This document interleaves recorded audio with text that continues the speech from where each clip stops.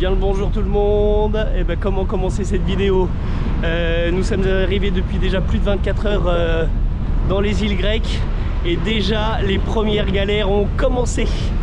On se trouve actuellement sur l'île de Syros. Retenez bien ce nom, je vous le redirai après, vous allez vite comprendre. Allez, je vous en dis pas plus, on se retrouve un petit peu plus tard pour la suite des explications.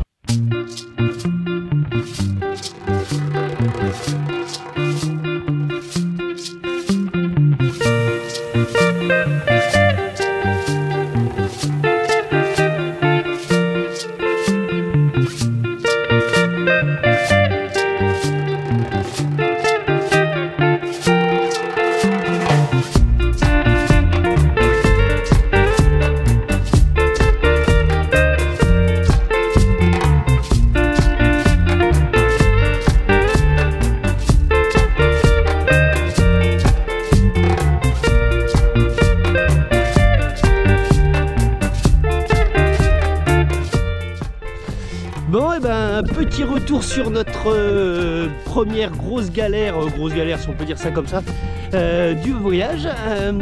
Comment expliquer tout ça? On est parti d'Athènes, direction les Cyclades, vers l'île d'Amorgos, et donc en bateau, hein, et on arrive au port d'Amorgos. On reste un petit peu parce que du coup on pensait que c'était le terminus, il y avait encore beaucoup de gens qui restaient assis, donc on pensait que c'était ceux qui n'avaient pas de voiture, parce qu'il y avait beaucoup de voitures aussi dans le bateau, donc on a pensé que les premières personnes qui descendaient c'était ceux qui avaient des voitures, sauf que malheureusement non. Quand on s'est aperçu que sur le point GPS sur nos téléphones avançait tout seul, on s'est dit là il y a un petit problème. On a regardé à l'extérieur et là on voyait le paysage défiler. Donc là on s'est doublement dit il y a un gros problème. On s'est dépêché d'aller à la réception. Le gars de la réception nous a confirmé que le bateau repartait, hein, et qu'il était en direction de Patmos. Donc on s'est dit bon, c'est pas très grave, on va se retrouver sur une petite île pas très loin d'Amorgos. Eh ben non, pas du tout. Patmos, petite île du Dodécanèse, ce sont des îles grecques qui se sont situées juste à côté de la Turquie.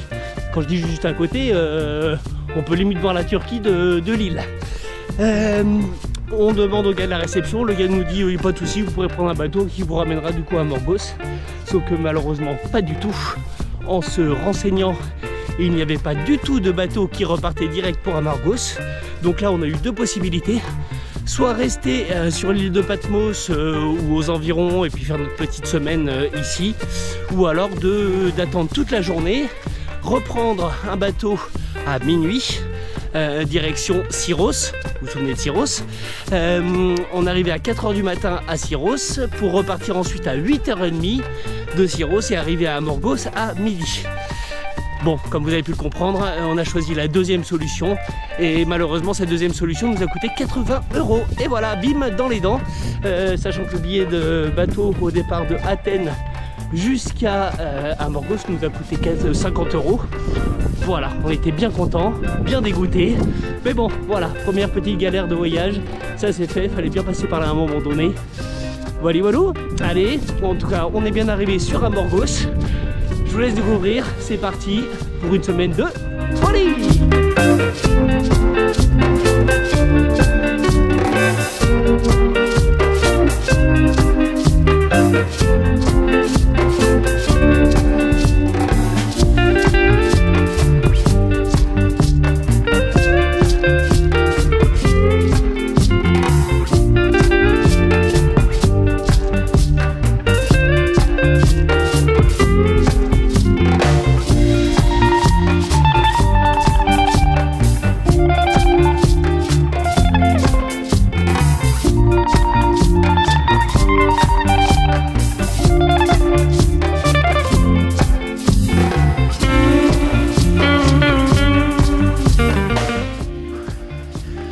Du coup on arrive d'à peu près je pense là-bas, là on a tout descendu, tout remonté, et du coup c'est que des trucs genre comme ça là, et ça pique de ouf. Voilà, il y a en plus des mouches qui piquent, hein, comme vous avez pu l'entendre, et puis il fait pas chaud du tout, hein, ça se voit pas du tout à ma tronche. On a encore choisi les bons horaires pour aller randonner, 14 h 30, 15 h je pense, on est bien.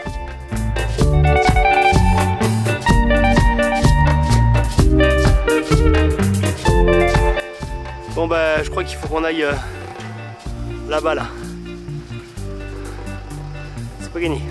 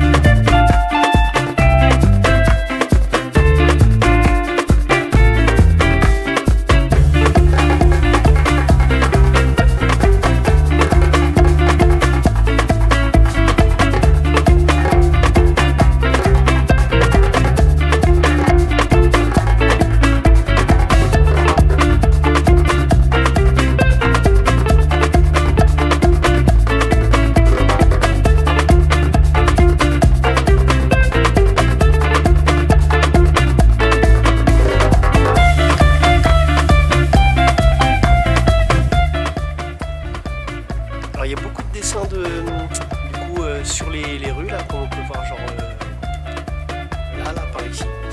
Les ruelles sont pas mal dessinées comme ça, c'est vraiment joli, ça donne vraiment un aspect super sympa.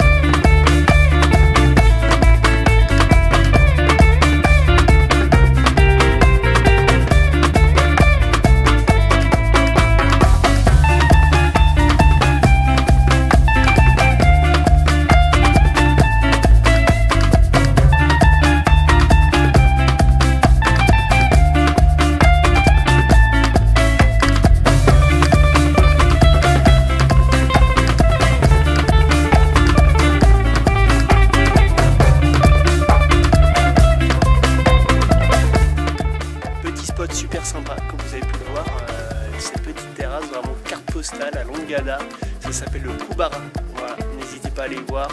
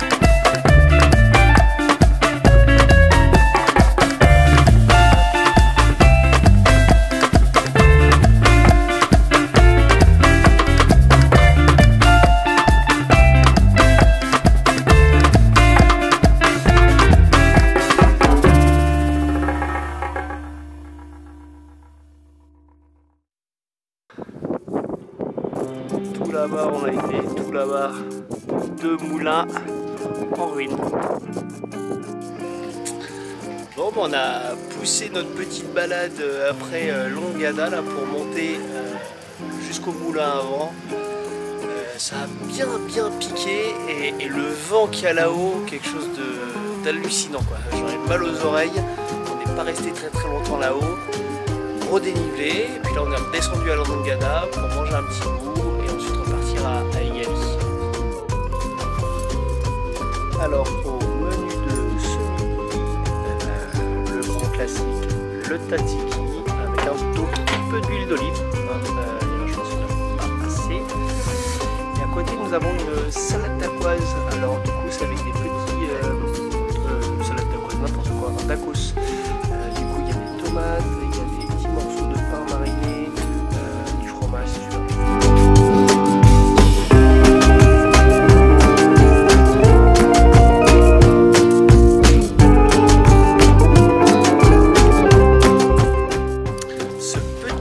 De Longada, franchement je vous le conseille vivement, super typique, pas touristique, avec la petite randonnée jusqu'au moulin à faire si vous êtes un peu sportif, une très belle découverte.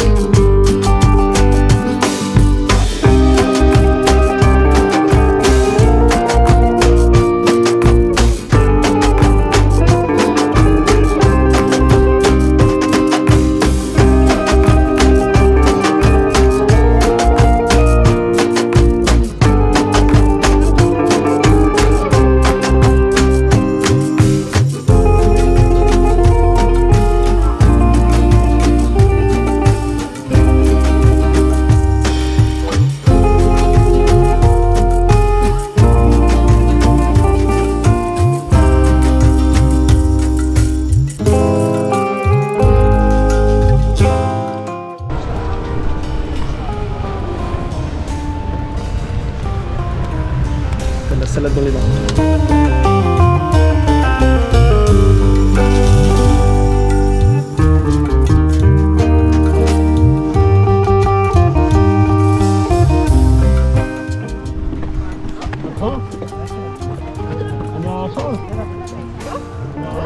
Ok.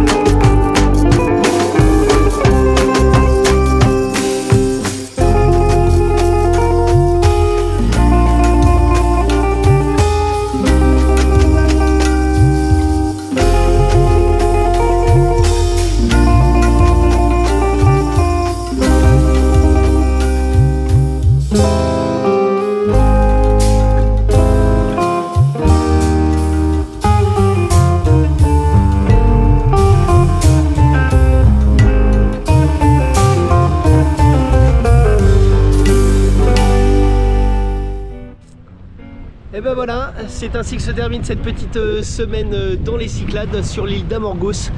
C'était vraiment chouette, je valide à 200%. C'est une île où tu peux passer toute la semaine sans te faire chier. Beaucoup de randonnées, des petites plages avec des petites criques qui sont vraiment sympas. Les endroits que j'ai préférés, ça a été surtout les 3 petits villages qui sont dans la montagne. C'est le village de Kora, le village de Lagada et le village de Tolaria. 3 petits villages vraiment carte postale avec les petites maisons toutes blanches qui contrastent énormément avec le ciel bleu. Les marches qui sont dessinées, c'est vraiment très chouette, c'est vraiment typique. Qu'est-ce que j'ai bien aimé aussi, les randonnées avec des paysages spectaculaires, c'était vraiment très beau. Je vous conseille vraiment de ne pas randonner entre 2h et 4h. Ce que j'ai pu faire, c'est vraiment à éviter. Le matin ou en fin d'après-midi, avec le coucher du soleil, c'est les meilleurs moments pour aller randonner. Qu'est-ce que j'ai bien aimé aussi, je me souviens plus du nom, c'est le monastère du Grand Bleu qui a été construit dans la montagne, enfin accroché à la montagne, et ça c'est vraiment magnifique, c'est vraiment à voir. Autre super point positif de cette île, c'est le camping de Castalis, qui est génial en fait. C'est genre t'as l'impression d'être en auberge de jeunesse, mais en mode camping, super sympa. T'es un peu par contre collés les uns sur les autres, mais une ambiance super cool. J'ai jamais vu ça au niveau de la sécurité. Tu peux laisser tes affaires toute la journée à la même place, revenir le soir, ça va pas bouger. Genre ton téléphone, tu le laisses à charger toute la journée, tu reviens le soir, il est toujours en place. Vraiment super cool. Ambiance vraiment auberge de jeunesse. Donc si tu veux venir à pas cher, ça te coûte genre 7 € la nuit pour une tente et une personne, et je vous le recommande sans hésiter. Je vais vous laisser. La prochaine vidéo, je serai tout seul. Je pars en rando solo dans le nord de la Grèce pour faire les boucles de Zagoria. Ça va être un trek de 5 jours. Ça va être génial. Je vous en dis pas plus. N'oubliez pas de vous abonner. Et je vous dis à tout bientôt dans le sac à dos de Benito. Ciao ciao!